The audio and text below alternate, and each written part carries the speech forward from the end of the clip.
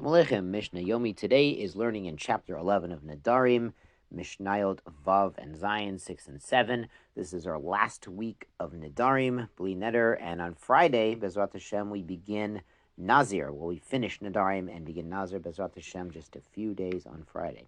So Mishnah Vav, Mishnah 6, Amar konam ta'enim ve'anovim, elu she'eni toemet.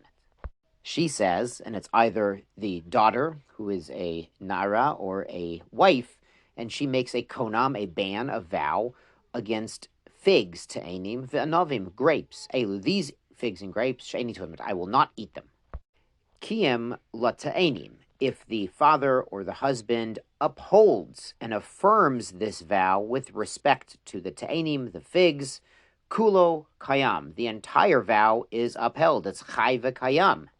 A partial affirmation is considered a full affirmation because if he had problems with the other half of the neder, he should have said something, as is his right to do. The Mishnah goes on, hafer l'te'enim, if he annuls the neder with respect to the figs, eino mufar, it's not completely annulled, ad sheyafer af le'anavim, until he is annulling it also with respect to the grapes. He has to specify both parts are annulled. Amra, now what if she had said the neder like this?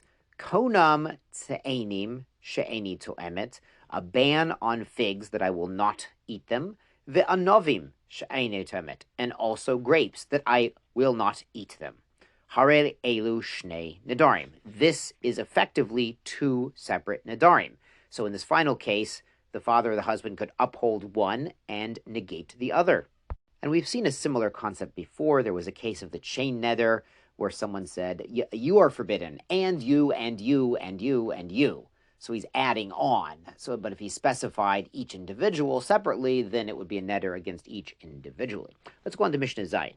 It's a really interesting case. He says, Yodeya ani, I know sheyesh nedarim, that there's a concept of vows, aval eini yodeya sheyesh mefirin, but I didn't know that I was able to actually annul the vow. So it's either a father or a husband is saying, yeah, I've heard of vows, I've heard of nedarim, but he never learned Mishnah Yomi. He never learned the Mishnayos, certainly didn't learn the Gemara, and maybe he heard some psukim, so he wasn't really aware that he had the power as father or husband to annul these nedarim. So the Mishnah says, Yafer, he may annul the neder. This is once he knows. So maybe the neder was made on Monday, and he didn't annul it Monday because he didn't know that he had that right. And then on Thursday, he's complaining about his wife's neder against the grapes and the figs, and someone tells him, hey, listen, didn't you know? And he says, I had no idea. He didn't study the psukim, he didn't study the Mishnah.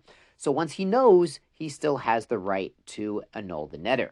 And the Mishnah brings sort of an opposite case. Yodeya ani, he says, I knew, sheyesh mefirin, that a husband or father has the right to annul a neder, aval, but, eini yodeya, I don't know, shezeh neder, that this is really an actual vow. We saw earlier in the Masechta, in the first few prakim, sometimes a neder is batel automatically because it's a mistake. So maybe he says, well, I didn't think this vow was actually binding and valid. So in this case, there's a machlokes, a disagreement. Rabbi Meir omer lo yafer. Rabbi Meir says he can no longer annul the vow. He should have done it. He should have said, well, this might be a vow. It sounds like it could be a vow. He should have annulled it right then and there on that day. Hachamim omrim yafer. The sages say he can still vow it, even if it's not the same day, once he finds out that this was actually a binding vow that his wife or daughter made. Yashar kochachem, enjoy your grapes and wine now, because Nazir is on the horizon.